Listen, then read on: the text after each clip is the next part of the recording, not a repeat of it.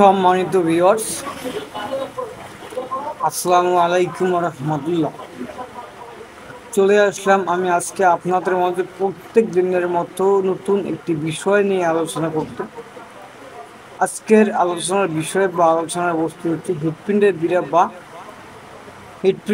বা হৃদয় বিশিষ্ট পীড়া। প্রথমেই আমি আপনাদেরকে জানাবো হৃৎপিণ্ডের পীড়া কেন হয়, এই রোগের লক্ষণ কি কি কারণে এই রোগ হতে পারে। বিভিন্ন প্রকারের এই রোগ হতে পারে। হার্টের সমস্যা হয়ে থাকে, অতিরিক্ত চা পান, কফি, ধূমপান, বিড়ি, সিগারেট, মদ, গাঁজা, হিরোইন, ফেন্সিডিল, ইয়াবা, অতিরিক্ত পরিশ্রম, অর্জিন্য রক্ত স্বল্পতা ও প্রভৃতির কারণে এই পীড়া হইতে দেখা যায় বা হয়ে থাকে। তো আমরা জানলাম এই রোগের লক্ষণ বা কী কারণে আমাদের এই রোগ হয়ে থাকে। এখন আমি আপনাদেরকে এই রোগের চিকিৎসা সম্পর্কে জানাবো এবং তাই স্ক্রিনে দেখাবো। প্রথমেই আমরা যে মেডিসিনটি আপনাদেরকে দেখাচ্ছি তা হলো অরিজিনিস্ট একটি খুব ভালো মেডিসিন যা খেলে মানুষ দ্রুত সুস্থ এবং সবল হয়। হার্ট এবং ফুসফুস থেকে দ্রুত উপকার পেয়ে থাকবে।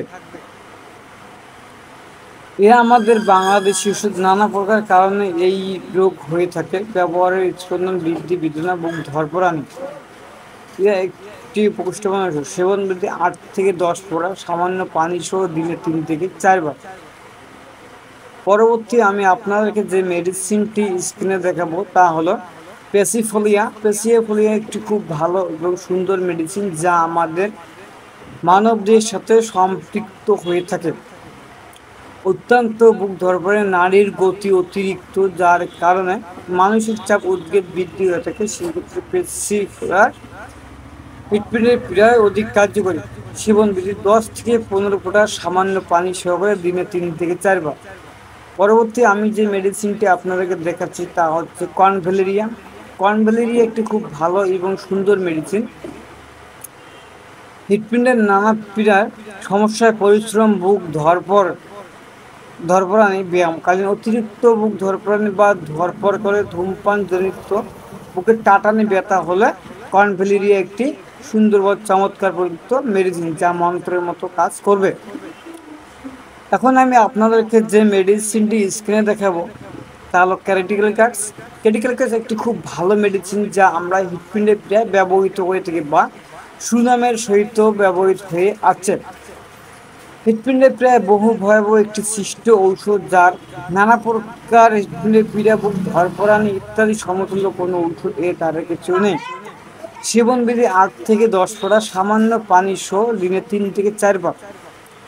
পরবর্তী যে মেডিসিনটি আমি আপনাদের স্ক্রিনে দেখাবো তা হলো ডিজিটালিস একটি খুব ভালো এবং সূক্ষ্ম মাত্রার ঔষধ।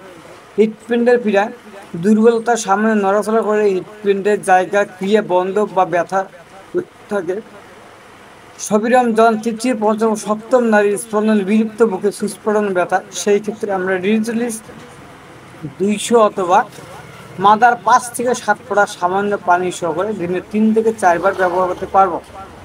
সর্বশেষ আমি যে মেডিসিনটি আপনাদেরকে স্ক্রিনে দেখাবো তাহলে স্পাইজালিয়া খুব একটি ভালো বা সুন্দর মেডিসিন।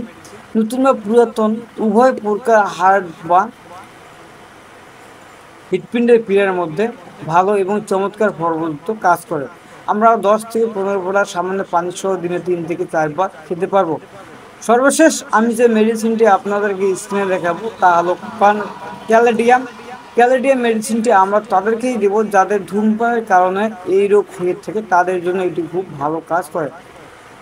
আজকে এই ছিল আমাদের আলোচনা।